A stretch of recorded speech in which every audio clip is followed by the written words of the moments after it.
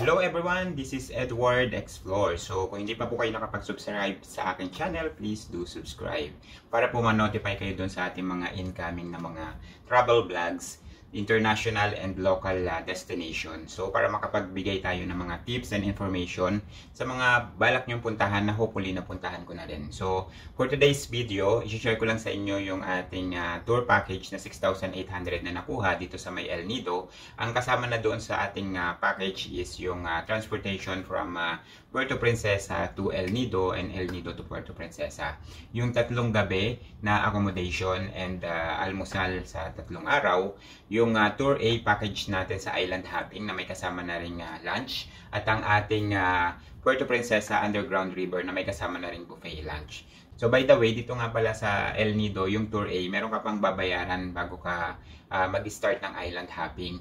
Meron pang, dati kasi 200 lang, pero alam ko ngayong June yata magiging 400 na yung environmental fee dito sa may El Nido. And 200 pesos na entrance fee para dun sa big or small lagoon. And siya nga pala, ilalagay ko na rin yung total cost ng ating expenses mula dun sa day 1 and day 2 dun sa huling part ng ating video. So, hindi na po natin patatagalin. Ito na po ang ating video. Salamat!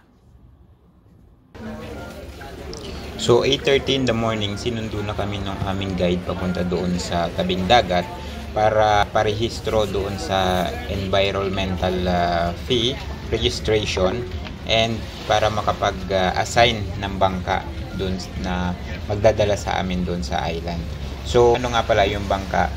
Sama-sama siya, parang pinupuno siya para dun sa isang tour kung ma-accommodate ng bangka.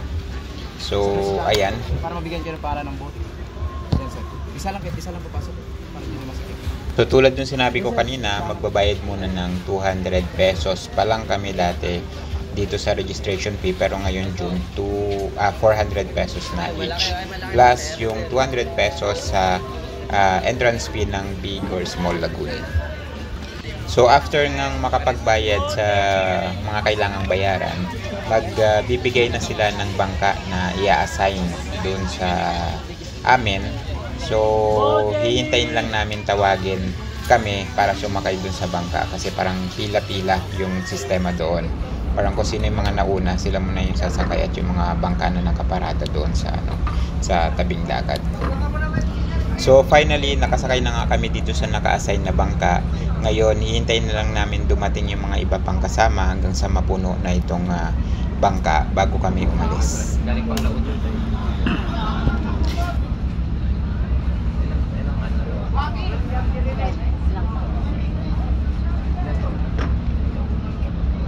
So after almost 30 minutes na paghihintay, umalis na nga yung bangka at nag-umpisa na kami maglayag. At syempre, nandito na pala yung ating tour guide para magbigay ng mga information dun sa ating mga pupuntahan at iba pang mga detalye na dapat natin tandaan bago tayo magpunta doon sa island. Will be your tour guide for today. So my co-tour guide, Ernie. And our boat captain, Captain Jerome. And our lifeguard, lifesaver, security guard, bodyguard, safeguard, Kuya Kenneth. Good morning! And our ship cook, not ship cook ha, from a 5-star hotel, Kuya Jonathan, say hi. Okay, ma'am and sir, later if you have a problem or some question, don't be shy to approach any of us, okay? Except the financial problem. Okay, this island hopping tour, we are doing tour B because the tour is cancelled. Then tour B po tayo, tour B. Tour B, yeah. We're doing tour B, yeah. All of you, you're doing tour B? Yeah. Tour A tayo. Tour A. A. A and C? A. Cancel 1C. Kayo po, anong tour nyo? Oh, A pala lahat eh. I think A lahat. Okay, I'm just asking.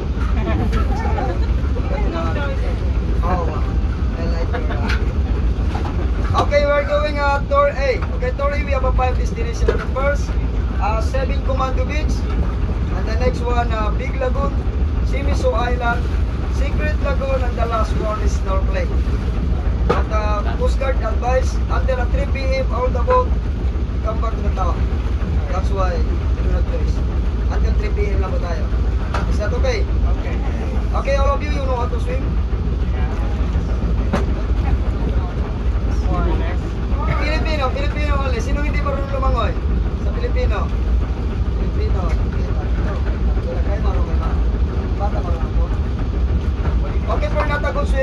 always wear your life jacket and save yourself, okay?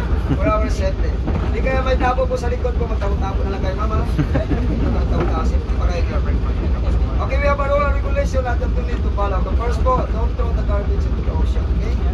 And then collecting corals, any kind of marine life is not allowed. During navigation or swimming, always wear your life jacket. Because your all safety, that is our priority. Safety first. Is that okay? Yeah. Okay, our first destination, 7 Commando Beach. Our travel time about 3 hours from here. By swimming. So by boat, 15 to 50 minutes. Okay, thank you for listening. Enjoy and bye-bye. Pagkatapos na magbigay ng mga detalye ng ating tour guide, nagbigay naman siya ng time para magpa-picture taking dun sa may harap ng bangka. So, ito na yun. Pa-picture daw sa harap.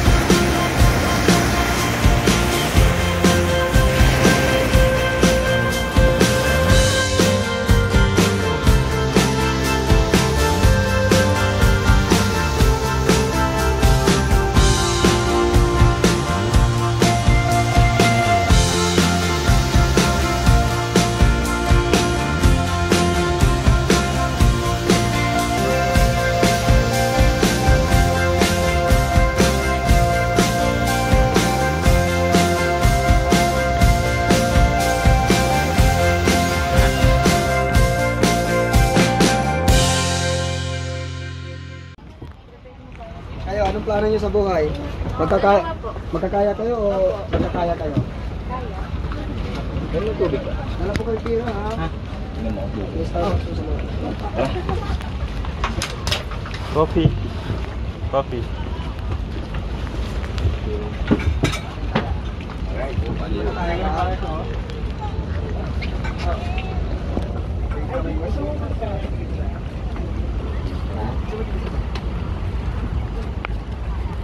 Bawa ka, masagan sa isa.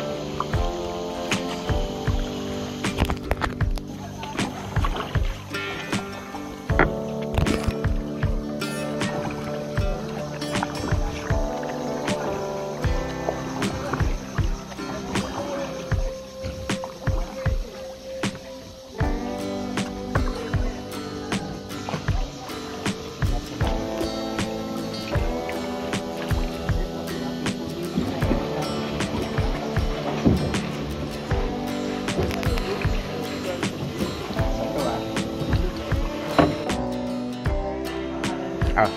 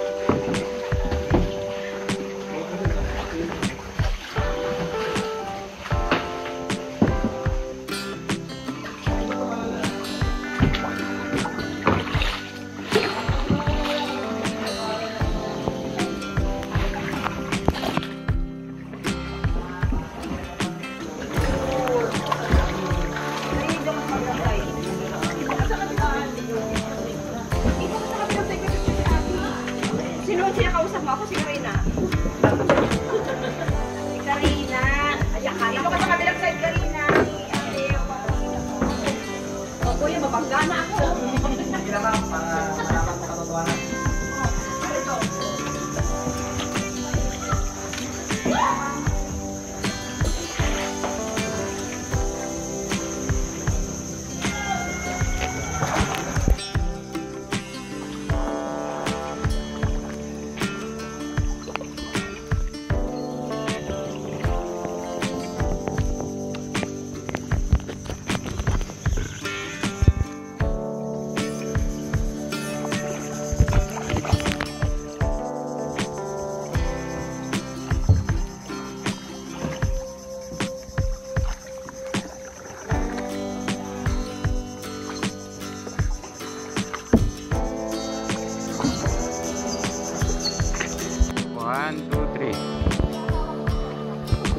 Post lang kayo ng post.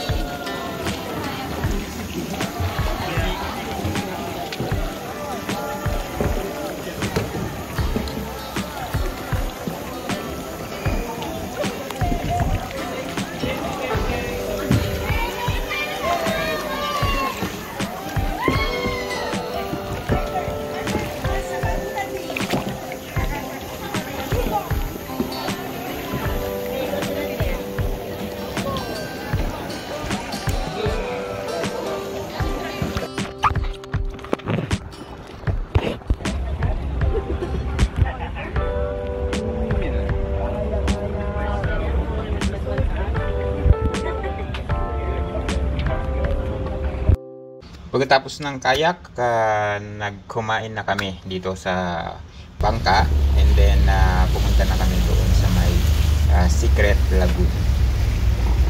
Ingat lang dito sa may Secret Lagoon kasi mababaw lang yung tubig, tapos hindi mo siya pwedeng languyin dahil tatama ka doon sa bato, and yung mga bato matatalim siya.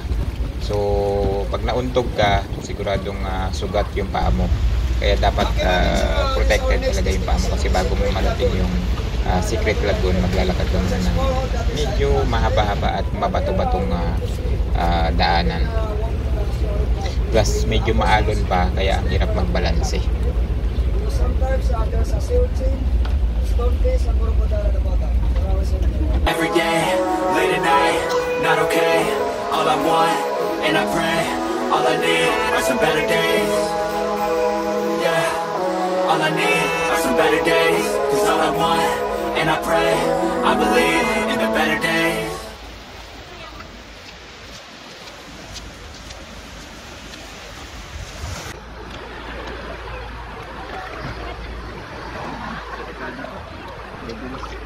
Dali, dito.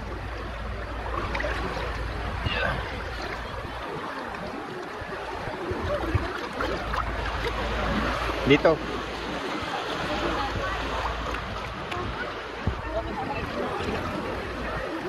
Dito.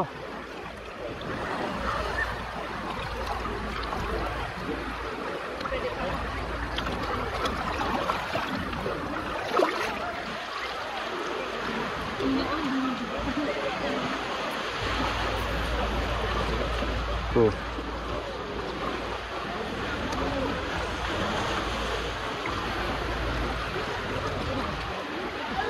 Dito.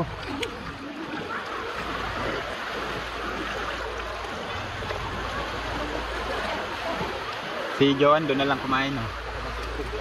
Yun, oh. Sila doon? Oo. Kasi kakain.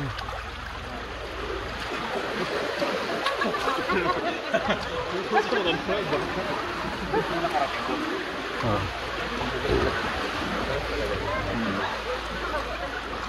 Pero kung di maalon, okay lang. Kung di maalon, okay lang. Kaya lang maalon, tinutulak kasi eh. Mabato man lo kayo.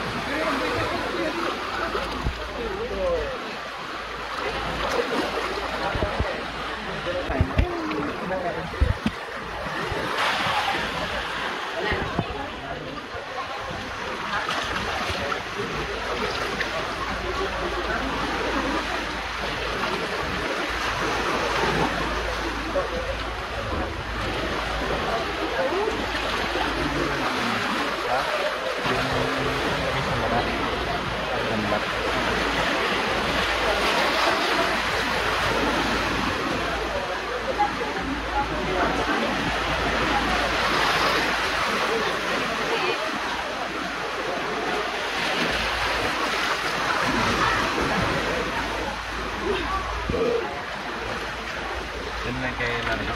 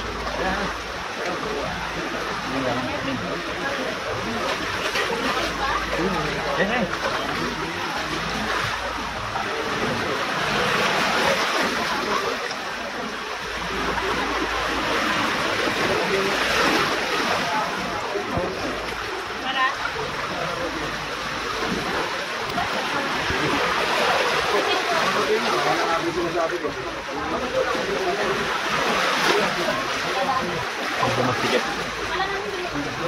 Masikip paano pala pag ganun, ha? Parang masikip yung bukas.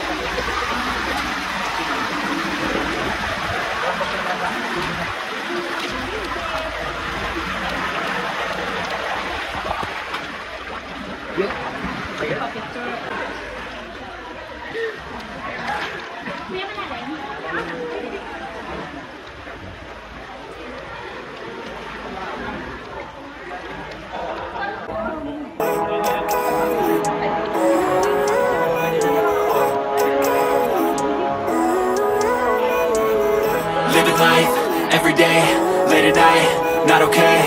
All I want, and I pray, all I need are some better days. Every day, late at night, not okay. All I want, and I pray, all I need are some better days. Yeah, all I need are some better days. 'Cause is all I want, and I pray, I believe in the better days. So after nga nung Secret Lagoon, pumunta naman doon sa isang island na kung saan mag-snorkeling. Since wala akong nasira yung dala-dala kong GoPro, wala akong tabi na mga shot doon sa snorkeling.